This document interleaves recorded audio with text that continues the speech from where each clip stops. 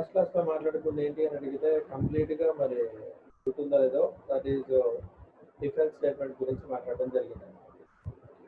So ఈ if else statement గురించి మాట్లాడే ముందు సో దిస్ ఇస్ ఏమంటాం అంటే decision making and branching statements అని మాట్లాడతారని చెప్పాను.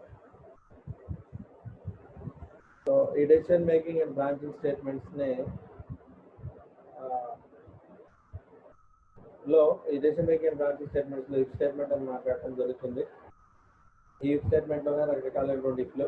ఫస్ట్ వచ్చి దాన్ని సింపుల్ ఇఫ్ అని మాట్లాడతారు, ఆ తర్వాత వచ్చేదాన్ని ఇఫ్ ఎల్స్ స్టేట్మెంట్ అని మాట్లాడతారు, అండ్ థర్డ్ కేటగిరీ వచ్చేటటువంటి దాన్ని నెస్టెడ్ ఇఫ్ ఎల్స్ స్టేట్మెంట్ అని మాట్లాడతారు, అండ్ నెక్స్ట్ వన్ వచ్చేదాన్ని ఇఫ్ ఎల్స్ ఇఫ్ లాటర్ అని మాట్లాడుతూ ఉంటారు. సో బేసిక్గా ఏంటి అని అడిగితే ఇఫ్ ఎల్స్ స్టేట్మెంట్లో సింపుల్ ఇఫ్ స్టేట్మెంట్లో వచ్చేటప్పటికి ఏంటని అడిగితే యూజర్ అనేటటువంటి వాడు ఆ ప్రోగ్రామర్ అనేటటువంటి వాడు ఒక కండిషన్ రాస్తాడు. ఆ కండిషన్ కనుక ట్రూ అయితే ఏ బ్లాక్ ఆఫ్ స్టేట్మెంట్స్ ఎగ్జిక్యూట్ అవుతాయి. So that is about simple if statement. And second category అనేటువంటి ఇఫ్ ఎల్స్ స్టేట్మెంట్లో వచ్చేటప్పటికి ఏమవుతుంది అని అడిగితే ఇఫ్ అని చెప్పేసి కండిషన్ రాస్తాము. ఆ కండిషన్ కనుక ట్రూ అయితే ఏ బ్లాక్ ఆఫ్ స్టేట్మెంట్స్ ఎగ్జిక్యూట్ అవుతాయి. ఆ కండిషన్ కనుక ఫాల్స్ అయితే another black of statements execute అవుతాయి అని చెప్పేసి ఇఫ్ ఎల్స్ స్టేట్మెంట్ చెప్పడం జరుగుతుంది. అండ్ థర్డ్ కేటగిరీ వచ్చినప్పటికి ఏమవుతుంది అడిగితే నెస్టెడ్ ఇఫ్ అని మాట్లాడతారు.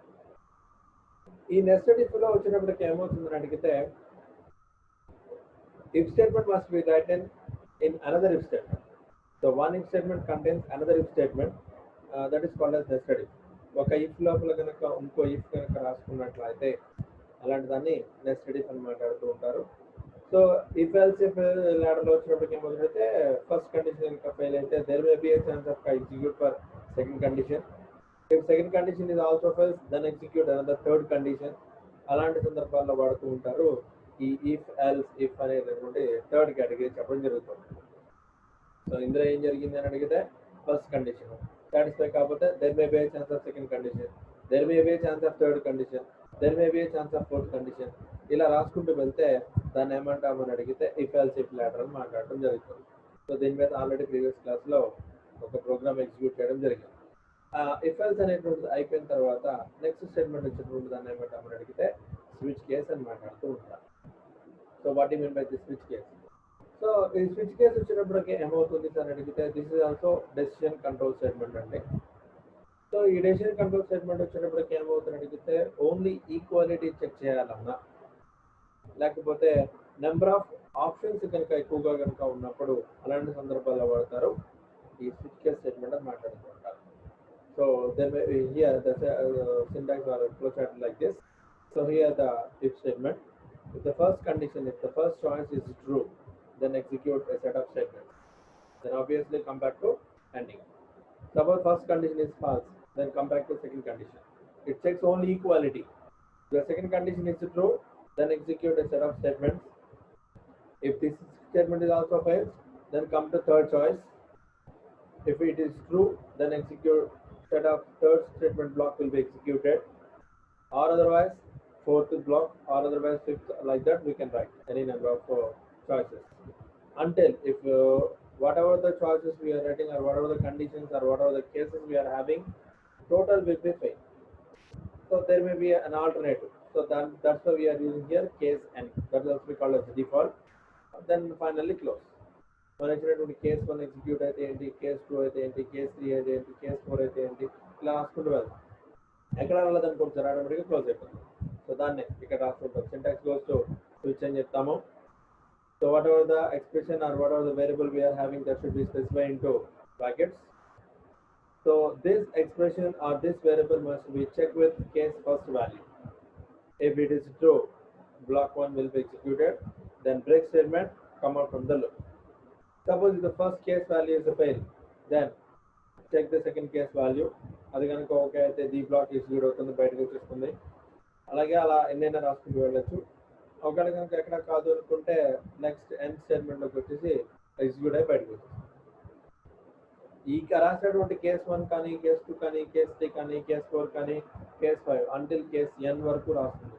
ఎక్కడ సాటిస్ఫై అవ్వలేదు, దెన్ ఆటోమేటిక్గా execute default block. Default block execute అయిపోయి బయటకు వచ్చేస్తుంది. సో ఇక్కడ వచ్చేటప్పటికి ఏమవుతుందంటే దీనిలో రాసినటువంటి కండిషన్స్ ఏంటి అని అడిగితే whatever the case labels we are having, that should be written in ascending order, 1 2 3 4 5, like that only. And second one goes to our case labels must be unique. So here 2 3 4 రాసినా కదా, అవి ఒకటే ఉండాలి. అది ఎట్టి పరిస్థితుల్లోనూ దానిలో the block may contain 0 or 1 or more segments, అందులో అయినా రాసుకుంటూ వెళ్ళచ్చు. So this about our case statement ఉండే. దీని మీద ఒక చిన్న ఎగ్జాంపుల్ చెప్పడం జరుగుతుంది. సో ఏంటి అని అడిగితే స్విచ్ మీద ఎగ్జాంపుల్ అనమాట. సో ఇందులో ఏం జరిగింది అని అడిగితే డేటా ఇన్పుట్ సేమ్ ఇన్పుట్ అయ్యాను అని చెప్పుకున్నాం ఇక్కడ, ఆర్డిఆర్ వాడు మేబీ ఏదైనా తీసుకోవచ్చు. సిస్టమ్ ఇక్కడ కీబోర్డ్ మీద నుంచి ఒక నెంబర్ తీసుకుని ఆ నెంబర్ అనేటువంటిది 1 కనుక అయితే సండే, 2 కనుక అయితే మండే, 3 కనుక అయితే Tuesday, like that we write. ఏది కనుక కాకపోతే ఇన్వాలిడ్. సో అలా ఎగ్జిక్యూట్ చేసుకుంటూ వెళ్ళచ్చు. అండ్ ఈ ప్రోగ్రామ్ కనుక ఎగ్జిక్యూట్ చేయాలి అనుకుంటే we can easily execute, no problem at all. So దీని మొత్తాన్ని యాజ్ యూజువల్గానే కాపీ చేసుకుంటున్నాను సార్.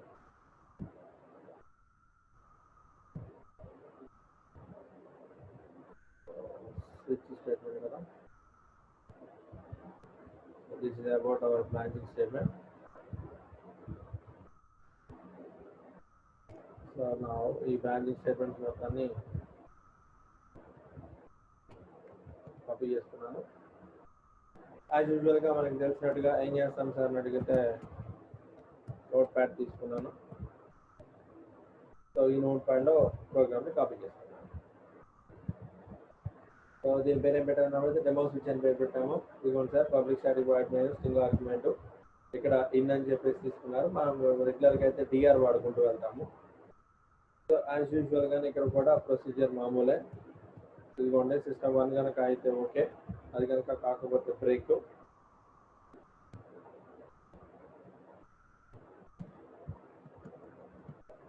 అదేవిధంగా కేస్ 3,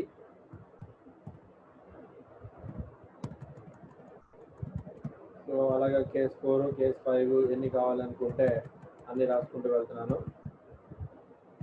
సో బ్రేక్. అదిగోండి సార్, కేస్ 6 తీసుకున్నాము, రైట్, ఫ్రైడే తీసుకున్నాము కేస్ 6కి.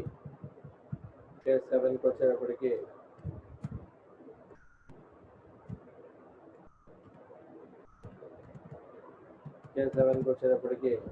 సాటర్డే తీసుకున్నాను. అండ్ ఫైనల్గా డిఫాల్ట్ అని చెప్పి తీసుకున్నాను, ఏది కాకపోతే డిఫాల్ట్. సో దీన్ని ఎగ్జిక్యూట్ చేయాలి కాబట్టి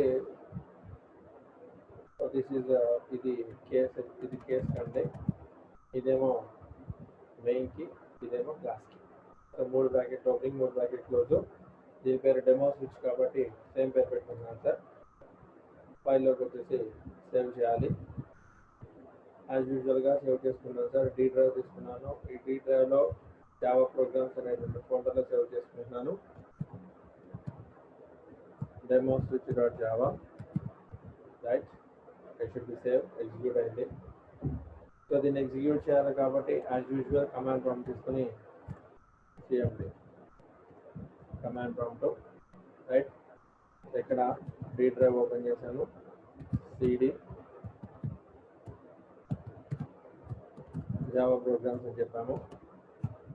సో ప్రోగ్రామ్ కంపైల్ చేయాలి అనుకుంటే జావా సి డెమో స్విచ్ అని చెప్పేసి ప్రోగ్రామ్ ఉంది.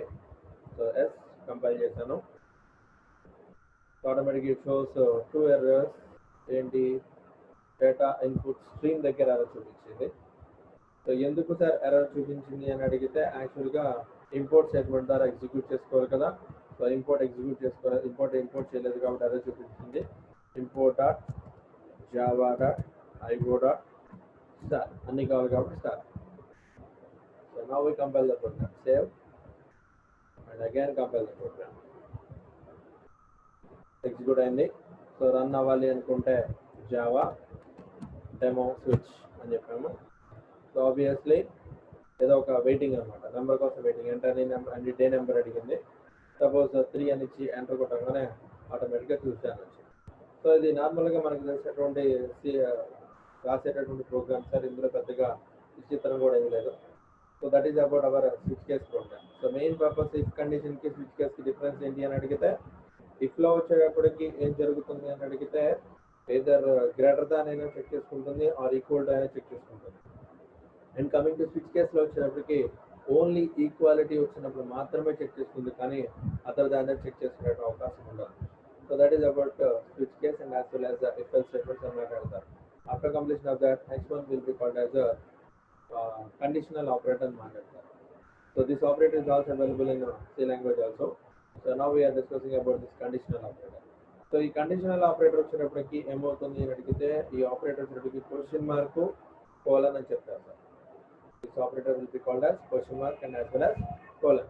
So whatever the condition we are having, that should be specified here conditional expression. ఈ కండిషనల్ ఎక్స్ప్రెషన్ కనుక ట్రూ అయితే ఈ క్వశ్చన్ మార్క్ తర్వాత ఏదైతే రాస్తామో ఆ ఎక్స్ప్రెషన్ ఏదైతే రాస్తామో that should be executed. If this conditional expression is false, ఆటోమేటిక్గా ఈ కోలన్ తర్వాత ఏదైతే రాస్తామో ఆ ఎక్స్ప్రెషన్ ఎగ్జిక్యూట్ అవుతుంది. సో అంటే just like it's working as if statement, but here we're using conditional operator usage రాసుకుంటూ వెళ్తాం. సో ఏంటి అని అడిగితే ఇక్కడ వచ్చినప్పుడు చూడండి sir, here the conditional expression is evaluated first. అది కనుక ఎగ్జిక్యూట్ కనుక అయితే ఇది వర్కౌట్ అవుతుంది, ఒకవేళ కనుక కాకపోతే ఇది ఎగ్జిక్యూట్ అవుతుంది. ఆపరేటర్ సింబల్స్ ఏంటి అని అడిగితే question mark and as well as colon. So these two are conditional operator అని మాట్లాడుతూ ఉంటాం. సో ఏంటి అని అడిగితే ఫర్ ఎగ్జాంపుల్ మామూలుగా ఇఫ్ స్టేట్మెంట్ ఏం రాస్తాము, if X is less than or equal to less than 0 అయితే ఫ్లాగ్ 0 అని చూపించాలి. ఈ కండిషన్ కనుక ఫెయిల్ అయితే ఫ్లాగ్ 1 అని చూపించాలి అనుకున్నాము. సో దాన్ని ఇక్కడ సింపుల్గా ఇంత ఇలా 4-5 లైన్లు రాయకుండా ఇక్కడ సింపుల్గా రాయొచ్చు, ఫ్లాగ్ ఇస్ ఈక్వల్ టు, ఈ ఫ్లాగ్ అనే వేరియబుల్లోకి రావాలి. ఏంటి, X is less than or equal to 0, less than 0 అయితే క్వశ్చన్ మార్క్ తర్వాత 0 పెట్టాను. ఈ కండిషన్ కనుక ఫెయిల్ అయితే 1 అని పెట్టాను. ఖచ్చితంగా ఏమైందంటే ఈ స్టేట్మెంట్ వచ్చేటప్పటికే ఏదర్ 0 ఆర్ 1 అని రిటర్న్ చేస్తాం. ఎందుకు, ఏదో ఒకటి రిటర్న్ చేయాలి కాబట్టి రిటర్న్ చేస్తాం. తర్వాత వచ్చి ఫ్లాగ్ అనే వేరియబుల్లో పెట్టుకుంటాం. So that is the condition operator. దీనికి సంబంధించినటువంటి ఎగ్జాంపుల్ కనుక తీసుకోవాలనుకుంటే this about hour simple example.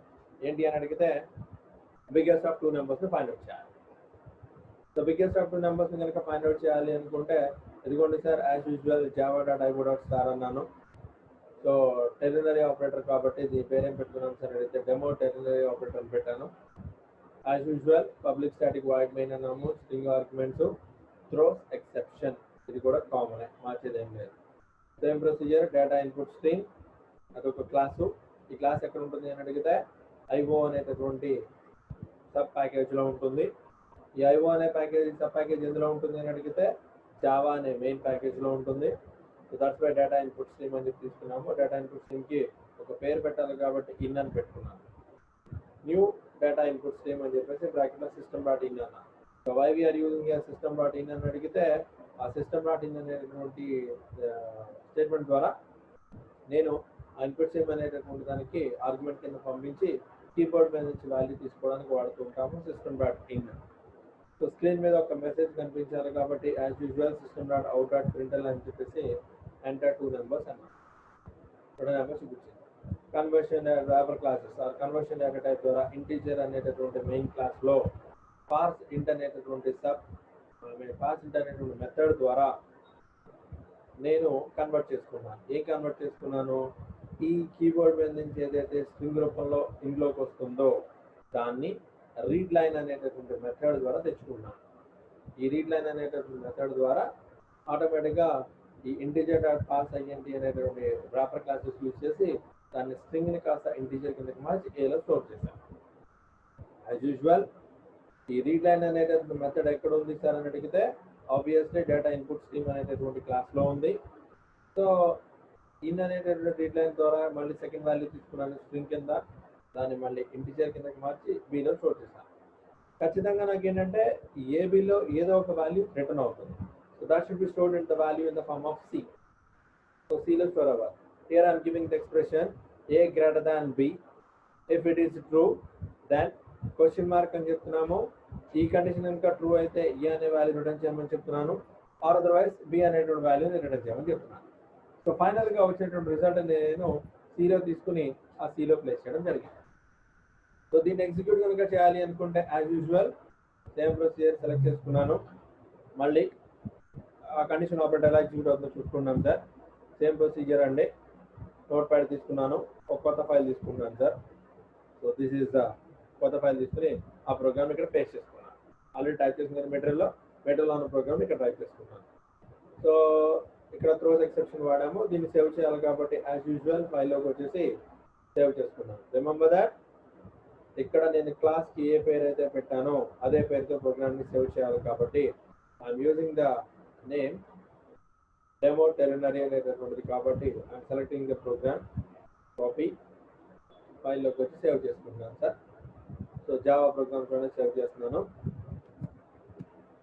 Dot Java. Right, save చేసాము.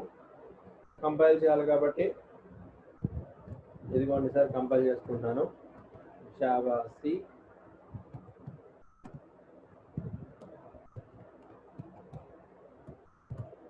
డెమో టెరినరీ డాట్ జావా అన్నాను. ఆటోమేటిక్గా కంపైల్ అయింది ప్రోగ్రాము. రన్ అవ్వాలి కాబట్టి ఇదిగోండి సార్ జావా డెమో టెరినరీ అని చెప్పాను. జస్ట్ ప్రోగ్రామ్ నేమ్ ఎగ్జిక్యూట్ అయ్యేటప్పుడు ఎంటర్ 2 numbers అడిగింది. I'm giving the 2 numbers 56 and as well as 34. Then number format exception error for input stream ఒకేసారి ఇవ్వకూడదంట, 2 సార్లు ఇవ్వమని చెప్పింది. Okay, 34 and as well as 56. Biggest value వచ్చేటప్పటికి 56 కదా తీసుకుంటాం. ఇలా ఇక్కడ ఇక్కడ అబ్జర్వ్ చేయండి సార్, స్పేస్ ఇచ్చి చూపిస్తే నెంబర్ ఫార్మాట్ ఎర్రర్ ఎక్సెప్షన్ వచ్చింది, అంటే పక్కన కనుక ఇస్తే యాక్సెప్ట్ చేయట్లేదు. అందుకని 56 అని చెప్పి 34 అని సెంటర్ కొట్టి తర్వాత 56 అని ఇచ్చాను. సో అలా తీసుకుంటుంది అనమాట. So this is about our ternary operator use చేసే ప్రోగ్రామ్. సో ప్రస్తుతానికి ఇది ఇక్కడ ఆపుతున్నాను. నెక్స్ట్ క్లాస్లో ఇంటర్